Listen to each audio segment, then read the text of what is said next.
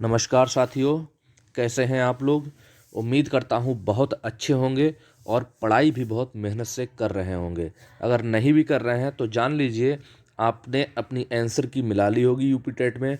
जो हमारे सामान्य वर्ग के अभ्यर्थी हैं जिनके 90 क्वेश्चन सही हो रहे हैं और आरक्षित वर्ग के अभ्यर्थी जिनके 82 क्वेश्चन सही हो रहे हैं, वो सभी लोग यूपी टेट को क्वालिफाई कर चुके हैं। ये समझ लीजिए, क्योंकि आपके 1-2 नंबर कॉमन होने वाले हैं। 1-2 नंबर से अगर कम भी हैं तब भी आपके बढ़ जाएंगे। इसलिए सुपर टेट 2022 की तैयारी के लिए अभी से मेहनत से लग जाइए। तो जो भी अभ्यर्थी हमारे सुपर टेट 2022 की तैयारी मेहनत से करना चाहते हैं, वो लोग फ्री ऑफ कॉस्ट सिलेबस पाना चाहते हैं, तो वो हमारे चैनल को तुरंत सब्सक्राइब कर लें, क्योंकि बहुत ही जल्दी हम संपूर्ण सिलेबस सुपर टेट, लेखपाल और यूपी पुलिस के लिए फ्री ऑफ कॉस्ट उपलब्ध करवाने वाले हैं। हमारे ऐसे छात्र जो गरीब वर्ग से आते हैं, जिनके पास आर्थिक रूप से कमजोरी है, पुस्तकें नहीं खरीद सकते हैं, किसी भी चैनल का जो है पेड सिलेबस नहीं ले सकते हैं, तो वो सभी लोग हमारे चैनल को फ्री ऑफ कॉस्ट सब्सक्राइब कर लें। पूरा सिलेबस उन्हें फ्री उपलब्ध करवाया जाएगा। और क्या रहेगा 2022 का संपूर्ण सिलेबस, कौन कौन इसमें फॉर्म भर सकता है, कब तक इसकी भर्ती आएगी, क्या रहेगी सेव कट ऑफ, इसके लिए आप सभी लोग हमारे इस वीडियो को देख सकते हैं। इस संपूर्ण वीडियो के लिए हमने एक वीडियो बना रखा है, जिसका लिंक हम डिस्क्रिप्शन बॉक्स में आपको दे देंगे। चलिए अब हम लोग आगे बढ़ते हैं। स्टूडेंट्स, सभी प्रश्न बहुत इम्पोर्टेंट है हमारे हिंदी के लिए, इसीलिए सभी प्रश्नों को पढ़ते समय उन्हें ज़रूर समझें, तो अपनी कॉपी में नोट्स भी बनाते चलें, नोट भी कर लें। चलिए पहला प्रश्न है हमारा आंध्र प्रदेश में कौन सी भाषा बोली जाती है। तो 4 ऑप्शन दिए हैं यहाँ पे। पहला है तमिल, तेलुगु, कन्नड़ और मलयालम। तो आंध्र प्रदेश में जो भाषा बोली जाती है हमारी, वो है तेलुगु, यानी कि सेकंड ऑप्शन हमारा बिल्कुल सही ऑप्शन है। तेलुगु भाषा जो है आंध्र प्रदेश में बोली जाती है। बाकी भाषाएं दी हुई हैं। तमिल भाषा जो है तमिलनाडु में बोली जाती है। कन्नड़ भाषा जो है कर्नाटक में बोली जाती है। और मलयालम भाषा जो है केरल में बोली जाती है। तो जो हमारा सही ऑप्शन है वो है हमारा तेलुगु, यानी कि ऑप्शन संख्या हमारा बी बिल्कुल सही है। चलिए अब हम लोग नेक्स्ट क्वेश्चन पर आगे बढ़ते हैं। अगला प्रश्न है हमारा भाषा वाहिका होती है। वाहिका का मतलब होता है व्यक्त करने वाली। हम भाषा को किस तरीके से व्यक्त करते हैं, यानी कि हमारे बॉडी के अंदर, हमारे शरीर के अंदर, हमारे मन के अंदर जो भाव चल रहे हैं, उनको हम वाहिका मतलब भाषा के माध्यम से व्यक्त करते हैं। यानी कि इसका सही ऑप्शन जो होगा वो होगा सी विकल्प। भाषा जो है भाव की वाहिका होती है, भाव को बहा के लाती है। हमारे अंदर के जो भाव होते हैं वो भाषा के माध्यम से ही बाहर निकलते हैं। इसलिए सही का ऑप्शन हमारा जो है वो है सी। चलिए अब हम लोग नेक्स्ट क्वेश्चन पर आगे बढ़ते हैं। अगला प्रश्न है हमारा कौन सी भाषा भारोपीय परिवार की भाषा नहीं है।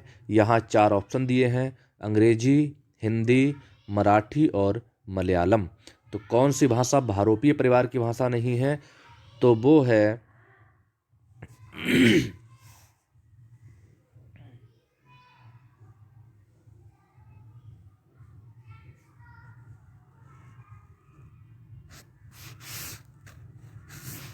मलयालम। मलयालम भाषा जो है द्रविड़ परिवार की भाषा है। शेष भाषाएं जो हैं वो भारोपीय परिवार की भाषाएं हैं। अंग्रेजी, मराठी और हिंदी ये भारोपीय परिवार की भाषाएं हैं। ठीक है, जो मलयालम है वो द्रविड़ परिवार की भाषा है। द्रविड़ परिवार की भाषा है, समझ लीजिए। इसके बाद अगला प्रश्न है हमारा चौथा प्रश्न है भारतीय राष्ट्रीय कांग्रेस की बम्बई प्रांतीय शाखा के पुणे अधिवेशन में सर्वप्रथम हिंदी का प्रयोग किसने किया था। तो राष्ट्रीय कांग्रेस का जो बम्बई में अधिवेशन हुआ था, उस अधिवेशन की जो है वहाँ हिंदी भाषा का प्रयोग किया था। प्रयोग करने वाले व्यक्ति थे हमारे महात्मा गांधी। महात्मा गांधी जी ने हिंदी भाषा का प्रयोग किया था, यानी कि ऑप्शन संख्या डी हमारा बिल्कुल सही ऑप्शन है। अन्य व्यक्ति थे, इन्होंने हिंदी भाषा का प्रयोग नहीं किया था, लेकिन गांधी जी ने हिंदी का प्रयोग सबसे पहली बार किया था। किया सबने था लेकिन बाद में किया था, लेकिन महात्मा गांधी जी जो है उन्होंने सबसे पहली बार हिंदी का प्रयोग किया। अगला प्रश्न है हमारा, हिंदी मुद्रण के लिए देवनागरी टाइम का विकास किसने किया? तो हिंदी मुद्रण के लिए देवनागरी टाइम का विकास किया था बाल गंगाधर तिलक जी ने, यानी कि ऑप्शन संख्या सी हमारा बिल्कुल सही है, अन्य ऑप्शन हमारे जो हैं वो गलत हैं। अगला प्रश्न है हमारा, सरस्वती प्रेस की स्थापना करने वाले चिंतामणि घोष किस राज्य के थे? तो सरस्वती प्रेस की स्थापना करने वाले चिंतामणि घोष जी जो थे, 4 ऑप्शन दिए हैं। सही विकल्प हमारा है सी ऑप्शन, यानी कि बंगाल के रहने वाले थे, बंगाल के थे। इन्होंने सरस्वती प्रेस की स्थापना की थी। अगला प्रश्न है हमारा, बंगदूत के संस्थापक कौन थे? 4 ऑप्शन है, ईश्वर चंद्र विद्यासागर, केशव चंद्र सेन, नवीन चंद्र राय, राजा राममोहन राय। तो बंगदूत के संस्थापक थे, चौथा ऑप्शन है हमारा राजा राममोहन राय, यानी कि डी ऑप्शन बिल्कुल सही है। बंगदूत के संस्थापक थे, इन्होंने बंगदूत की स्थापना की थी। अगला प्रश्न है हमारा, कौन सा क्षेत्र हिंदी भाषी नहीं है? तो कौन सा क्षेत्र हिंदी भाषी नहीं है?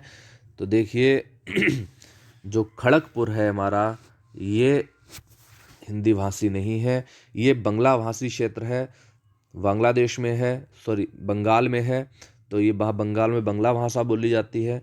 बाकी जबलपुर, गोरखपुर और समस्तीपुर ये सभी हमारे हिंदी भाषी क्षेत्र हैं, सिर्फ खड़गपुर जो है हिंदी भाषी क्षेत्र नहीं है। अगला प्रश्न है हमारा, अयोगात्मक तथा योगात्मक क्या है? तो अयोगात्मक तथा योगात्मक 4 ऑप्शन दिए हैं, भाषा का रूप है, भाषा का आधार है, या भाषा का वर्गीकरण है, या भाषा का इतिहास है। तो अयोगात्मक तथा योगात्मक क्या है? योगात्मक जो है भाषा की एक आकृति का वर्गीकरण करने का एक तरीका है, यानी कि भाषा की जो आकृति हमारे बॉडी के अंदर, हमारे शरीर के अंदर बनती है, उसको वर्गीकरण करने का एक आधार है, यानी कि भाषा की आकृति का वर्गीकरण जो है वो अयोगात्मक तथा योगात्मक ही कहलाता है। ऑप्शन संख्या सी हमारा बिल्कुल करेक्ट ऑप्शन है।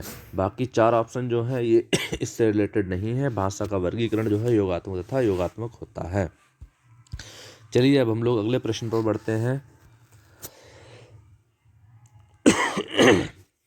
हिंदी को गुसाई भाषा के रूप में किस प्रदेश में जाना जाता है? तो 4 ऑप्शन दिए हैं इन्होंने, तमिलनाडु, केरल, कर्नाटक और आंध्र प्रदेश। तो हिंदी भाषा को गुसाई भाषा के रूप में सिर्फ केरल में जाना जाता है, यानी कि वी ऑप्शन हमारा बिल्कुल सही ऑप्शन है। चलिए अब हम लोग नेक्स्ट क्वेश्चन पर बढ़ते हैं। अगला प्रश्न है, भारत की राजभाषा क्या है? तो भारत की राजभाषा सभी लोग जानते होंगे, हिंदी हमारी भारत की राजभाषा है और अंग्रेजी जो है इसकी सहायक भाषा है। ठीक है, संस्कृत जो है हमारी सभी भाषाओं की जननी होती है, ये संस्कृत सभी भाषाओं की जननी होती है। हिंदी की भी जननी यही है। अंग्रेजी जो है सहायक भाषा के रूप में रखी गई। अब समझना ये जरूरी है कि हिंदी को राष्ट्रभाषा का दर्जा क्यों नहीं मिला। देखिए, भारत देश में हमारे अधिकांश राज्यों में हिंदी बोली जाती थी, लेकिन कहें कि ऑल ओवर इंडिया में पूरे सभी राज्यों में हिंदी नहीं बोली जाती थी। ठीक है, कुछ राज्य ऐसे भी हैं जहां अंग्रेजी बोली जाती है या अन्य भाषाएं बोली जाती हैं, इसलिए हिंदी को राष्ट्रभाषा का दर्जा ना मिलके राजभाषा का दर्जा दिया गया। और राजकाज के जो कार्य हैं वो अंग्रेजी भाषा में हो रहे थे, इसलिए अंग्रेजी भाषा को उसकी सहायक भाषा के रूप में दर्जा दे दिया गया। चलिए बाकी जानकारी पूरी हम लोग हिंदी का जब परिचय पढ़ेंगे उसमें लेंगे। अगले प्रश्न पर पहुंचते हैं। अगला प्रश्न है हमारा, संविधान की किस अनुसूची में मान्यता प्राप्त भारतीय भाषाओं का वर्णन है? तो हमारे संविधान में 12 अनुसूचियां हैं, जिनमें से 8वीं अनुसूची में सभी भाषाओं का वर्णन किया गया है। पहले प्रारंभ में 14 भाषाएं थीं, 8 भाषाएं बाद में जोड़ी गई, यानी कि टोटल 22 भाषाएं हो गई और सभी भाषाओं का वर्णन जो है 8वीं अनुसूची में है। प्रथम अनुसूची में जो हमारे राज्य हैं 28 राज्य और 8 केंद्र शासित प्रदेश, इन सभी का वर्णन जो है वो प्रथम अनुसूची में है। ठीक है, 11वीं अनुसूची में पंचायती राज से संबंधित है और जो 5वीं अनुसूची है वो शायद SC ST से संबंधित है। बाकी संविधान वाले सर पढ़ाएंगे पूरा डिटेल में, आप उसमें पढ़िएगा। फिलहाल तो हमारे प्रश्न का आंसर जो है 8वीं अनुसूची है। चलिए अगले प्रश्न पर बढ़ते हैं। अगला प्रश्न है हमारा, देखिए वही प्रश्न आ गया, भारतीय संविधान में कितनी भाषाओं को मान्यता प्राप्त है? तो अभी हमने आपको बताया 22 भाषाओं को मान्यता प्राप्त है, जिसमें से 14 + 8 है, यानी कि 14 पहले थी, 8 बाद में जोड़ी गई। टोटल 22 भाषाओं का उल्लेख इसमें किया गया है। ठीक है, 14 पहले थी और इस प्रश्न का आंसर जो होगा वो 22 एकदम करेक्ट आंसर होगा कि भारतीय संविधान में 22 भाषाओं का वर्णन किया गया है। अगले प्रश्न पर चलते हैं। बाणभट्ट की आत्मकथा के लेखक कौन हैं? 4 ऑप्शन दिए गए हैं यहाँ पे। पहला है हजारी प्रसाद द्विवेदी, दूसरे हैं महावीर प्रसाद द्विवेदी, तीसरे हैं रामचंद्र शुक्ल और चौथे हैं डॉक्टर नागेंद्र। तो बाणभट्ट की आत्मकथा के जो लेखक हैं वो हैं हजारी प्रसाद द्विवेदी, यानी कि ए ऑप्शन हमारा बिल्कुल करेक्ट ऑप्शन है। बाणभट्ट की आत्मकथा रट लीजिए, याद कर लीजिए, ये MIP क्वेश्चन है, मोस्ट इम्पॉर्टेंट क्वेश्चन है, कई बार परीक्षाओं में आ चुका है। हजारी प्रसाद द्विवेदी जी हैं। चलिए अब हम लोग अगले प्रश्न पर आगे बढ़ते हैं।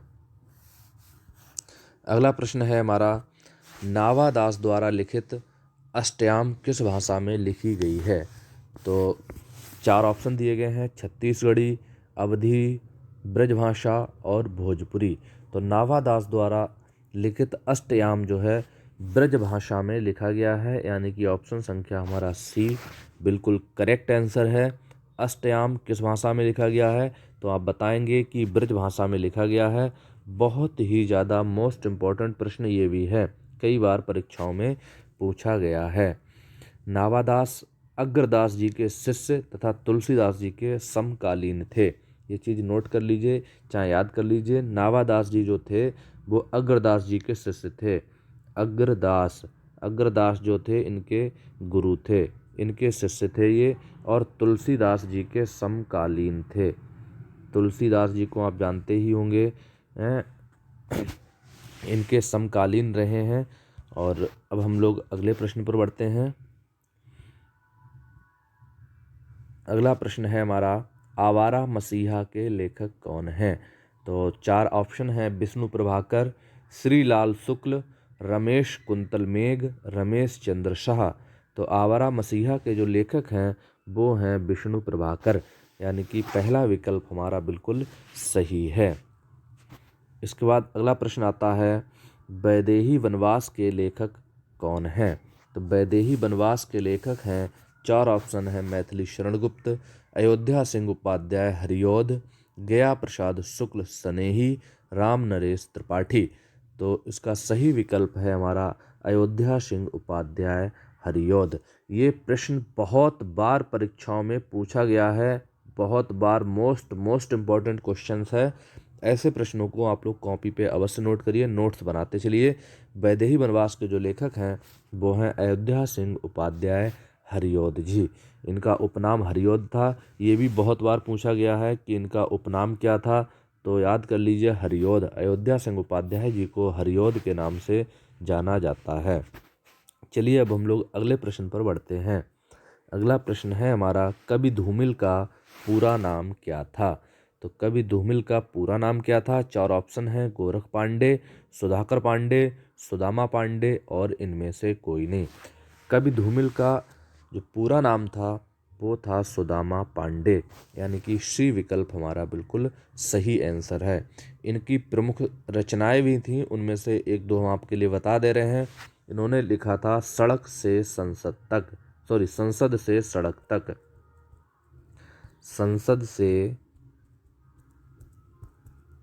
सड़क तक, और संसद से सड़क तक ये इन्होंने रचना लिखी थी 1972 ईस्वी में।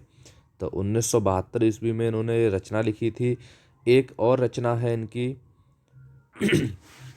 कल सुनना मुझे, ठीक है। और एक अन्य रचना है जो बहुत इम्पोर्टेंट है, मोस्ट इम्पोर्टेंट है रचना, उसको भी आप लोग नोट कर लीजिए। वो रचना है सुदामा पांडे का प्रजातंत्र। सुदामा पांडे का प्रजातंत्र। सुदामा पांडे का प्रजातंत्र, ये इन्होंने दी थी 1983 ईस्वी में। तो ये मोस्ट इम्पॉर्टेंट रचना है इनकी, तो इसे भी आप लोग नोट कर लीजिए। बाकी इस प्रश्न का हमारा जो सही आंसर आप समझ ही गए होंगे, सुदामा पांडे है कवि धूमिल का पूरा नाम। ठीक है, इसके बाद हम लोग अगले प्रश्न पर बढ़ते हैं। अगला प्रश्न है हमारा, निम्नलिखित में से किस कवि ने सिर्फ अवधी भाषा में ही रचना की है। तो किस कवि ने सिर्फ अवधी भाषा में रचना की है? तो 4 ऑप्शन है, कबीर, सूरदास, तुलसीदास और जायसी। तो जायसी जी जो थे वो ठेठ अवधी हैं, यहाँ पे ये नोट कर लीजिए, यानी कि चौथा विकल्प हमारा बिल्कुल सही है और मोस्ट इम्पॉर्टेंट क्वेश्चन है। इसका कारण भी हम आपको बता देते हैं कि पूर्वी हिंदी के अंतर्गत आती है ये भाषा, जो है ठेठ अवधी जो है पूर्वी हिंदी के अंतर्गत आती है। इसलिए जायसी जी ने अपनी रचनाओं में सिर्फ अवधी भाषा का ही प्रयोग किया है। जायसी भक्ति काल की निर्गुण प्रेमाश्रयी शाखा के कवि भी हैं, ये भी नोट कर लीजिए। भक्ति काल की निर्गुण प्रेमाश्रयी शाखा, ठीक, इसी चीज़ नोट कर लीजिए। भक्ति काल की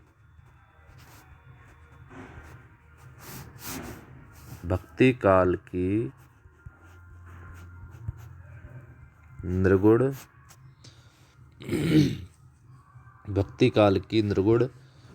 प्रेमाश्रयी शाखा,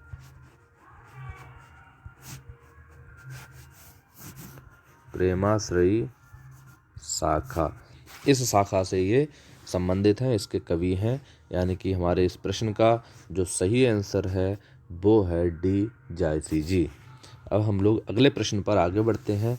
अगला प्रश्न है हमारा, इस करुणा कलित हृदय में अब विकल रागिनी बजती, क्यों हाहाकार शुरों में वेदना असीम गरजती।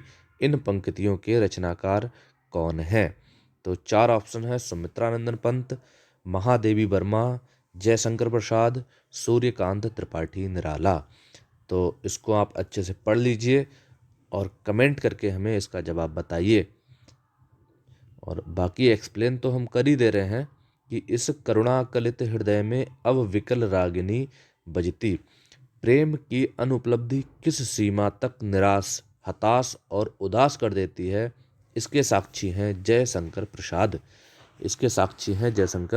प्रसाद। यानी कि जयशंकर प्रसाद जी द्वारा रचित एक रचना है, वो है आंसू। ठीक है, वो है आंसू। काव्य है। आंसू की विशिष्टता उसकी तीव्र अनुभूति, प्रवणता तथा गहन मार्मिकता में है। ये भी चीज़ आप लोग समझ रहे होंगे। प्रसाद जी ने बहुत ही अपने आरंभ में उपयुक्त पंक्तियों के माध्यम से हृदय में घोर गर्जना करने वाली और हाहाकार करती हुई वेदना का परिचय दिया है। और ये हमारे जयशंकर प्रसाद जी की आंसू से ली गई है। मोस्ट इम्पॉर्टेंट है, इस पर MIP डाल लीजिए, परीक्षा में आने वाली है, इसलिए आप लोग इसे नोट भी कर लीजिए। और बाकी हम लोग सिलेबस को कंटिन्यू पढ़ेंगे। आप लोग हमारे चैनल को सब्सक्राइब कर लीजिए। अगर प्रश्न अच्छे लगे हों तो कमेंट करके अवश्य बताइएगा, और अपनी जो भी बात आपको हमसे कहनी हो कि सर कोई परिवर्तन करना है, इस तरह से आपको सिलेबस को हमें प्रोवाइड करा दीजिए, कंटिन्यू कराइए। और किस किस टॉपिक पे आपको वीडियो चाहिए, ऐसी कोई भी बात अगर आपके मन में है तो उसे भी हमें कमेंट करके अवश्य बताइए। सुधार करने का पूरा प्रयास किया जाएगा। मिलते हैं नेक्स्ट वीडियो में। जय हिंद दोस्तों।